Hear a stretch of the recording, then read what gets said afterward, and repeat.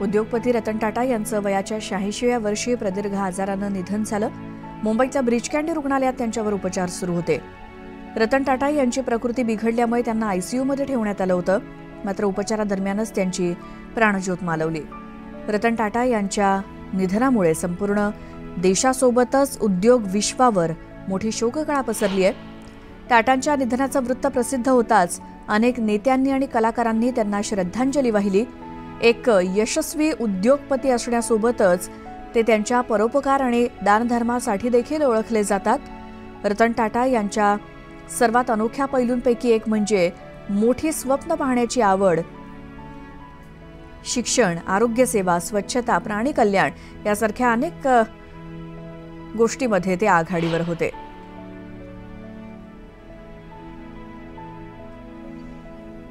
सचिन तेंडुलकर रतन टाटा यांच्या निवासस्थानी पोहोचलाय पार्थिवाचं अंत्यदर्शन घेण्यासाठी।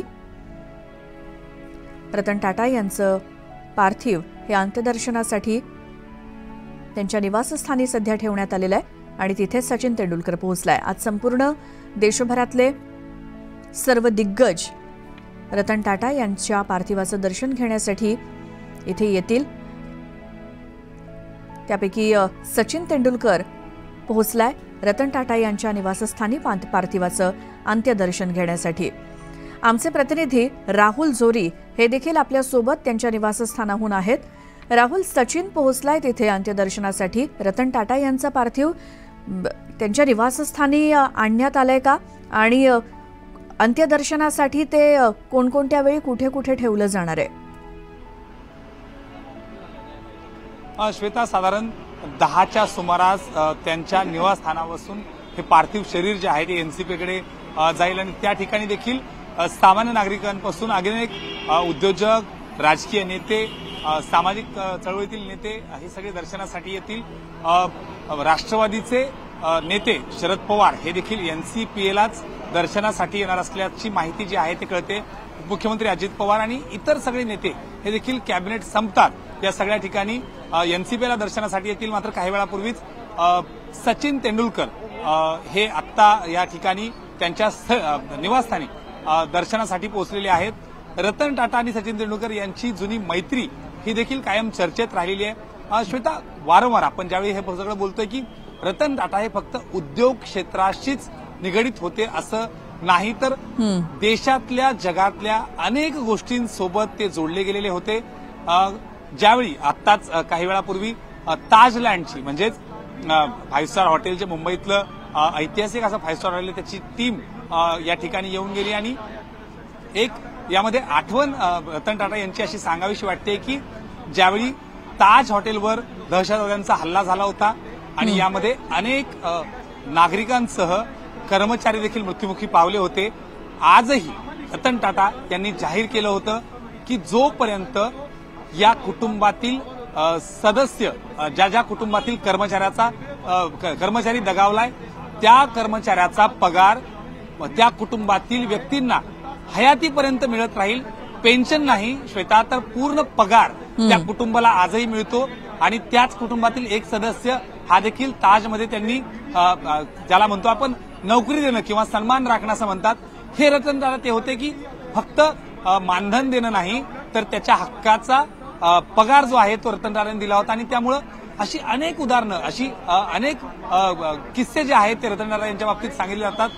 कर्मचाऱ्यांना आपला कुटुंब प्रमुख वाटावा असाच रतन टाटा यांचा स्वभाव होता आणि त्यांनी असे अनेक लँडमार्क गोष्टी ज्या आहेत त्या करून ठेवलेल्या आहेत। खरं तर कुठल्याही उद्योजकाशी तुलना होणार नाही असेच काहीचे डिसिजन आणि त्यामुळं आपण बघतोय की अनेक मान्यवर जे आहेत ते या ठिकाणी येतात। सचिन तेंडुलकर अंतिम दर्शन घेऊन जे आहेत ते निघालेले आहेत। हो साहेब, हो, आपण बघतोय की सचिन तेंडुलकर या ठिकाणाहून निघालेले आहेत। दर्शन घेऊन अंतिम दर्शन घेऊन ते निघालेले आहेत। हा सगळा प्रवास जर बघितला तर आपल्याला माहिती आहे की राजकीय नेत्यांसोबत देखील अनेक जणांच्या त्या ठिकाणी चर्चा होत्या, पण एक एक करत अनेक मान्यवर, अनेक दिग्गज ते दर्शनासाठी येत आहेत। सचिन तेंडुलकर निघाले, मात्र एनसीपीला अनेक मंडळी जी आहे ती दर्शनासाठी येईल।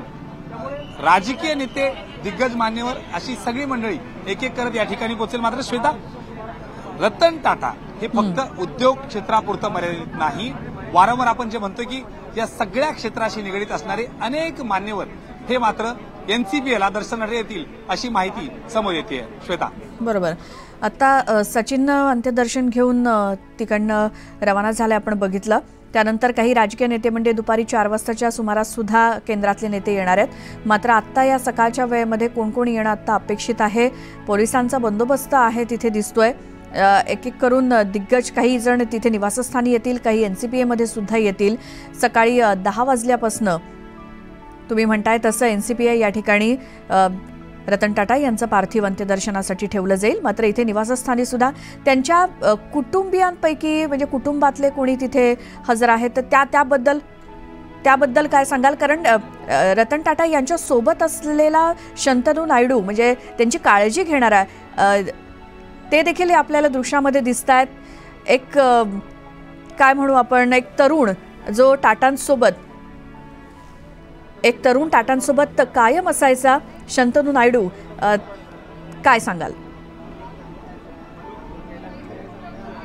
श्वेता, अगदी शंतनू नायडू हा गेली अनेक वर्ष, खास करून शंतनू नायडू यांचं आणि रतन टाटा यांचं कोणतंही रक्ताचं नातेसंबंध नसताना देखील ज्या पद्धतीनं रतन टाटा यांनी त्याच्या कामावरून, त्याच्या हुशारीवरून किंवा त्याच्या एक विशेष कलागुणांमुळे त्याला आपल्या सोबत ठेवलं होतं, तोच त्यांच्या कायम सोबत असायचा।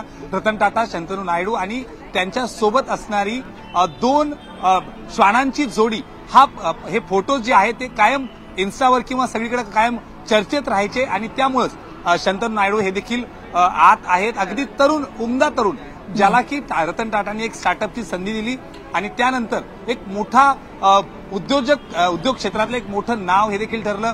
अगदी त्याच्या कंपनीचा टर्नओव्हर जरी बघितला तर 400 कोटींपेक्षा जास्त शंतनू नायडूच्या कंपनीची उलाढाल जी आहे ती वर्षाकाठी होते आणि कुठलंही इतर पाठबळ न घेता अगदी काहीसं लोन रतन टाटाकडून त्यांनी घेतलं होतं आणि त्यानंतर वाढवलेला उद्योग हा एक सोबत राहण्याचा, आपण जो म्हणतो की संगत ज्याला म्हणतो की एका उद्योग क्षेत्रातल्या जगभरातल्या विश्वकर्मांपैकी एक मोठं नाव रतन टाटा होतं आणि त्यांच्या संगतीत शंतनू नायडू सारखा एक नवतरुण येतो आणि आपलं क्षेत्र एवढ्या मोठ्या प्रमाणावर वाढवतो।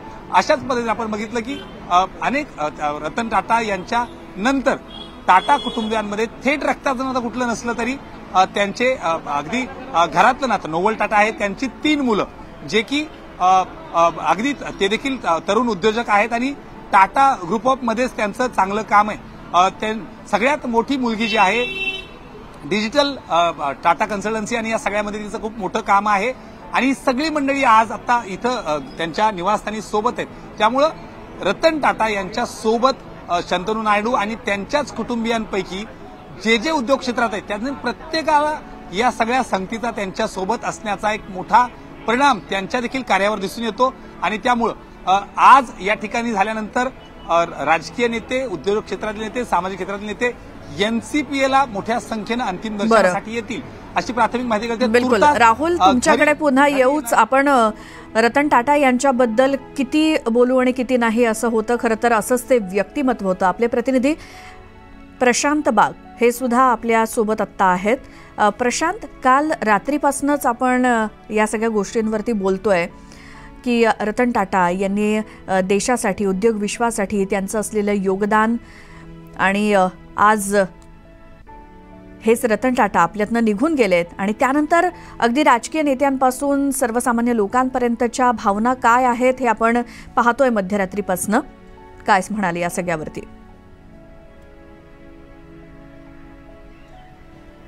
श्वेता, काही व्यक्तिमत्व इतके उत्तुंग असतात की त्यांच्याकरता शब्द सुद्धा अपुरे पडतात। आणखी त्यातलंच एक व्यक्तिमत्व अत्यंत आदरानं ज्यांचं नाव घ्यावं, रतन टाटा हे आपल्याला नक्कीच म्हणता येईल। म्हणजे आपल्याला माहिती आहे की $5 ट्रिलियन या आर्थिक महासत्तेकडे आपल्या देशाची वाटचाल होत असताना आपल्या देशातल्या सर्वसामान्य माणसाच्या हातात जर का पैसा खेळला नाही तर आपण आर्थिक महासत्तेकडे वाटचाल कशी करणार, हा प्रश्न उपस्थित करणारे रतन टाटा यांनी आपल्या उभ्या आयुष्यात, ओघवत्या आयुष्यामध्ये अनेक वेगवेगळ्या प्रकारे समाजातील प्रत्येक घटकाला, म्हणजे मी समाजाला काही देणं लागतो अशा प्रकारे त्यांनी जे व्यक्तित्व त्यांचं जे जिवंत राहिलं, जागृत राहिलं, त्यांच्या आयुष्याची अखेरची संध्याकाळ असो किंवा त्यांच्या आयुष्यातल्या अनेक क्षण, माझं सहकारी प्रवीण शेट्टीला मी विनंती करतो, प्रवीण आपण दाखवूया रतन टाटा यांचं सॉमरसेट हाऊस हे निवासस्थान, ज्या ठिकाणी आता सगळेच मान्यवर त्यांना भेटायला येत आहेत। या ठिकाणी खरं तर समुद्र किनारी असलेलं हे निवासस्थान आणि रतन टाटा यांच्या या निवासस्थानी म्हणजे यांचं हे जे लॉन आपल्याला आता समोर दिसतंय, याच ठिकाणी रतन टाटा दररोज संध्याकाळी आपल्या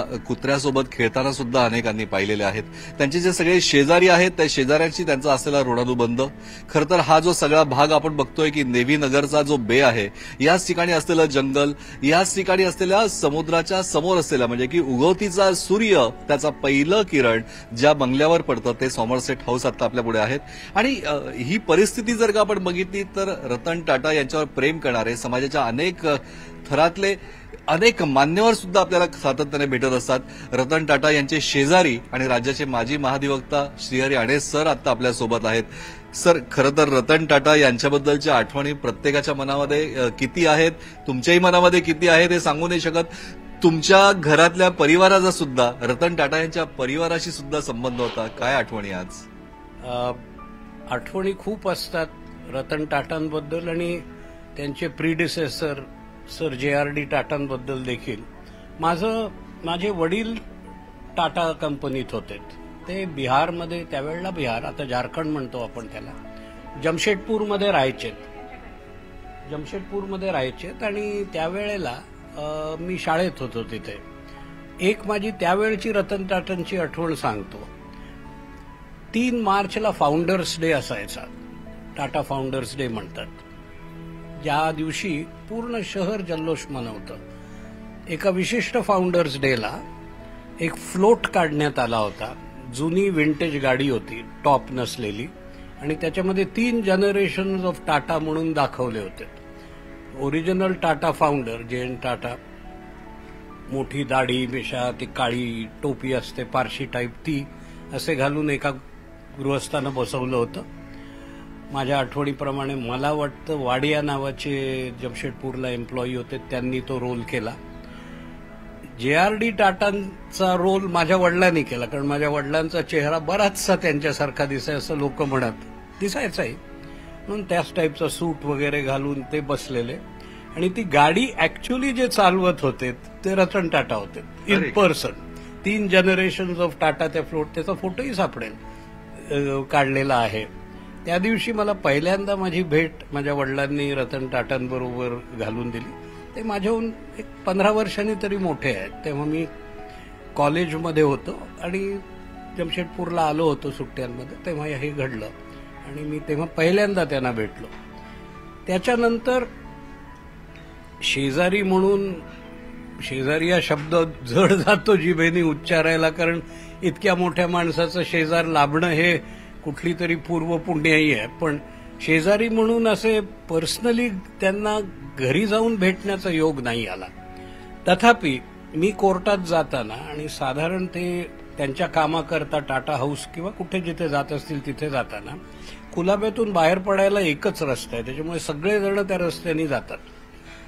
त्या रोडवर पुष्कळदा साधारण जिथे बधवार पार्क आहे त्या सिग्नलला गाड्या थांबतात आणि अनेक वेळा माझी गाडी किंवा त्यांची गाडी एकमेकांच्या बाजूला उभी राहिली की जर असा नमस्कार केला त्यांना तर ते नेहमीच हसून परत नमस्कार करत, मी म्हणून नव्हे कोणालाही करायचे।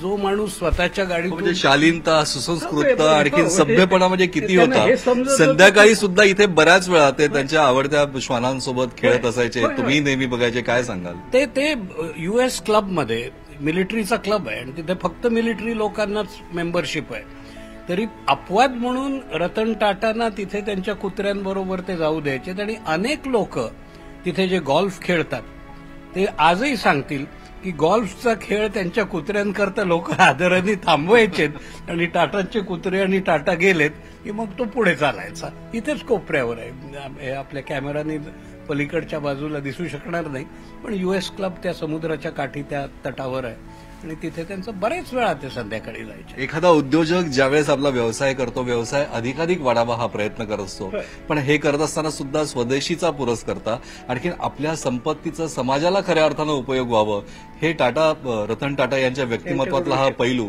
काय सांगाल? मी स्वतःच उदाहरण सांगतो, म्हणजे तुम्हाला त्याची थोडी कल्पना येईल.